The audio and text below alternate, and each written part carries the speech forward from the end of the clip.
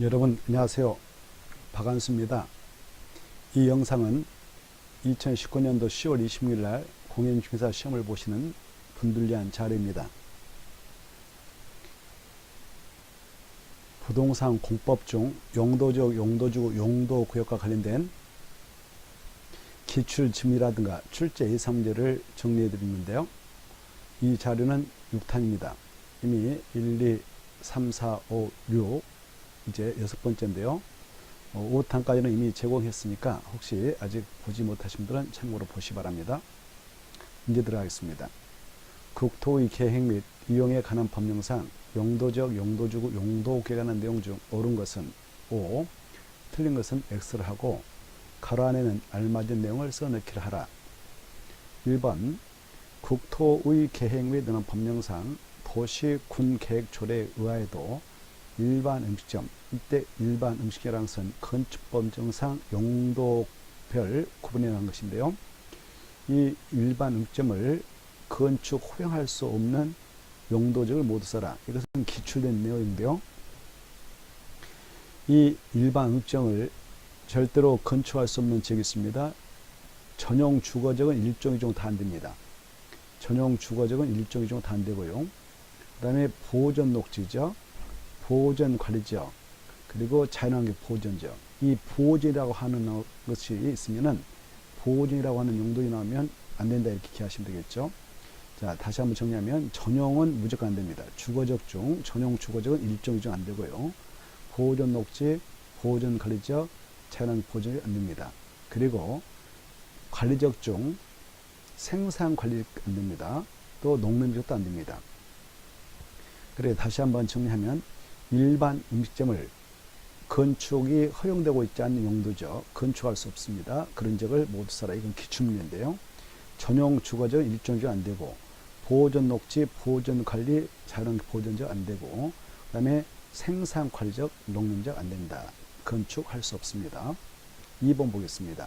국토계획법령상 자연환경 보존자 안에서 건축할 수 있는 건축물 이렇게 물어봤는데요. 이건 기출문제입니다. 다만 도시군계획조를 규정하고 있는 것은 지하고요. 자, 이 자연환경 보존자 안에서 건축할 수 있는 건축물은 두 가지밖에 없습니다. 초등학교하고 농가 단독택만 건축이 가능합니다. 그 다음에 세 번째 문제입니다. 단독택의 건축이 금지되는 용도지역을 두 개 써라. 이건 기출된 내용인데요. 단독주택의 건축이 금지되는 용도지역은 두 개 있습니다. 바로 유통상업지역하고 전용업종은 단독택 건축이 금지되니까 여러분이 공인중개사인 중개업자가 되어서 단독택을 건축하려는 토지 매수론이 오면은 이 유통상업지역 내 토지라든가 전용공업지역에 있는 토지는 중개에서는 아니 될 것입니다. 왜냐하면 단독택 건축이 금지되는 용도지이기 때문에 그렇습니다. 4번 문제를 보겠는데요. 이 아파트를 건축할 수 있는 용도지를 모두 써라 이렇게 되어 있죠. 아파트라고 하는 것은 주택으로 쓰는 층수가 5개층 이상인 공동택 말하는데, 이 아파트라고 하는 것은 일단 제2종 전용 주거지역하고 제1종 일반 주거지역, 제2종 다시 한번 보겠습니다. 아파트를 건설할 수 있는 용도지역은 제2종 전용 주거지역, 2종 일반 주거지역과 3종 일반 주거지역, 준주거지역, 그 다음에 중심 상업지역, 일반 상업지역, 근린 상업지역, 준공업지역에서만 건축할 수 있습니다. 이 지역이 아니면 절대 아파트를 건축할 수 없으니까 꼭 기하십시오. 이건 두 번이나 출제됐습니다.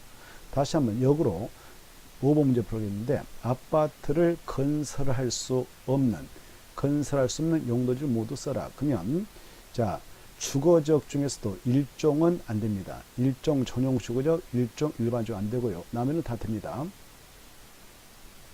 상업지역은 오직 유통상업지역은 안 됩니다. 전용 공업지역, 일반 공업지역 안 되고요. 녹지역은 보존 녹지, 생산 잔육지 다 안 됩니다. 관리지역은 보존, 생산, 계획관리 다 안 됩니다. 농림지역, 자연 보존지역, 아파트 건축할 수 없습니다. 이걸 좀 기억하십시오. 자, 6번 보겠는데, 위락사를 설치할 수 있는 용도지를 모두 써라. 이것은 오직 상업지밖에 안 된다. 위락설은 상업지역에만 건축이 허용됩니다. 상업지역은 중심, 일반, 유통, 근린 3층을 말하는데요. 위락설은 오직 상업지역에만 건축이 허용된다. 위락설이라는 것은 우리 건축법 식령에 유흥주점이라든가 카지노 영업소, 무도장, 무도학원을 말하고요. 단란 주점 중 그걸로 사용되고 있는 바닥면 잡기가 150m 이상을 말합니다. 이런 것들은 상업지역에만 건축이 허용된다. 7번 보겠는데요. 4층 이하의 건축물로 건축 제한을 받는 용도지역, 용도지를 여기가 이렇게 되어 있죠. 자, 답은 제1종 일반 주거지역, 그 다음에 녹지역, 관리지역, 자연취락주입니다. 여기에서는 허용되는 건축물 건축할 때 층수 제한 받아요. 4층에 밖에 못 줍니다. 다만 1종 일반 주거지역은 예외적으로 주택법상, 주택법 시행령상 도시형 생활특의 그 종류가 있는데요. 도시형 생활특이라고 하는 것이 세 가지 있거든요. 단지형 열택, 단지형 다주택, 원주택 있는데 그러한 도시형 생활특 중 단지형 열택과 단지형 다주택은 제1종 일반 주거지에서 건축할 때 특례로서 5층 이하까지 건축이 허용됩니다. 이 도시형 생활특이 아니면 제1종 일반 주거지에서는 4층에만 건축이 가능하도록 규정하고 있습니다. 8번 보겠는데요. 자, 8번 시가와 조정구역에서의 도시군객사업은 도시개발법이 한 민간 제한 도시개발사업만 시행할 수 있다. 이건 기출된 문제예요. 22회 때. 자, 이 시가와 조정구역에서의 도시군객사업은 원칙은 금지됩니다. 도시군객사업이 세 가지 있지 않습니까? 바로 도시군관리를 시행하는 사업으로서 국토개법에 따른 도시군객시설 사업 하나, 도시개발법에 따른 도시개발사업 둘, 도시 및 주거환경 정비법에 따른 정비사업 셋, 이렇게 세 가지를 도시군객사업을 하는데 이러한 도시군객사업도 시가와 조정관에서는 원칙 금지됩니다. 다만 외적으로 이 시가와 조정관에서의 도시군객사업의 경우 국방상, 공익상 그 사업 시행이 불가피하고 관계 중앙 행정기관의 장이 요청이 있어야 됩니다. 장관급이 요청하고 시가와 조정구역 지목지역 달성의 지장이 없는 경우 하나여 시행할 수 있는데 이것도 누가 인정해야 되냐? 국토교통부 장관이 시가와 조정구역 지목지역 달성에 지장이 없으니 해도 됩니다라고 인정해서 한해서만 시행할 수 있어요. 이때에는 별도로 허가를 받지 않고 합니다. 그런데 말이죠. 이 도시군객사업에는 이렇게 세 가지가 있다고 그랬죠. 도시군객 실사업, 도시개발법에 따른 도시개발사업, 도시 및 주거환경 정비법에 따른 정비사업, 이 세 가지 사업은 바로 작년도 시험에서도 한 문제 나왔어요. 이 사업이 모두 포함되며 외적으로 모두 다 시행할 수 있으므로 이 도시개발법에 의한 민간 제한 도시개발사업만 시행할 수 있다는 표현은 틀린 표현입니다. 다시 한번 보겠습니다. 시가와 조정관에서 도시군객사업은 도시개발법에 의한 민간 제한 도시개발사업만 시행할 수 있다. 틀렸죠. 만자가 틀렸습니다. 도시군객사업은 세 가지가 있다. 뭐냐? 도시군객시설사업, 도시개발법에 따른 도시개발사업, 도시 및 주거환경 따른 정비사업이 있는데 이것들은 외적으로 국토교통부 장관이 하도록 허용하면 시행이 가능합니다.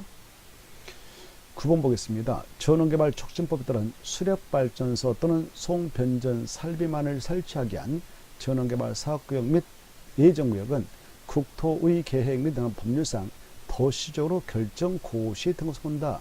이것은 본다가 틀렸죠. 보지 아니한다 그래야 됩니다. 자, 이 수력발전소 송변전 설비만을 설치하기 위한 전원개발 사업구역 및 예정구역을 제한 나머지 전원개발 사업구역 및 예정구역이 도시적으로 결정시를 간주하지 이 세 가지 수, 송, 변은 제외됩니다. 이와 같이 국토의 계획 및 등한 법률상 도시로 결정 고시 된 것으로 간주되는 경우가 몇 가지 있잖아요. 그게 떠올랐으면 좋겠어요. 항만법 따른 항만으로서 도시에 인접한 공유심 하나, 둘째 어촌의항법 따른 의항으로서 도시에 인접한 공유시면, 셋째 산업 입지 및 결함 법률에 따른 국가산업단지, 일반산업단지, 도시첨단 산업단지로 지정 고시된 지역. 다만 농공단이 절대 아니다. 이걸 주의해야 되고, 그 다음에 택지발 촉진법에 따라 지정된 택지발지구, 그리고 전원개발 촉진법에 따른 전원개발 사업구역 및 예정구역, 다만 수력발전소 송변전 설반을 설치하게 한 전원개발 사업과 그 예정구역 이런 것들이 떠올려야 됩니다. 또 이런 것들이 기억났으면 좋겠습니다. 관리지역에서 농지법에 따른 농업진흥지로 지정 고시된 적은 국토개혁법에 따른 농림지로 결정 고시된 것을 본다는 것.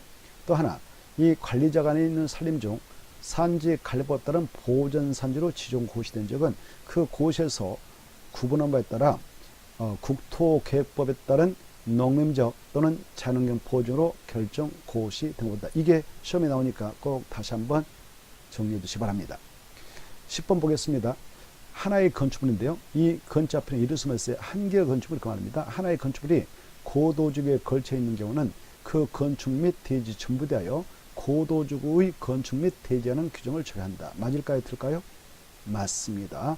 이 건축물이 고도지구에 걸쳐 있으면 건축 및 대지 전부에 대해 둘 다 고도지구의 건축 및 대지하는 규정을 적용을 받게 됩니다. 맞습니다.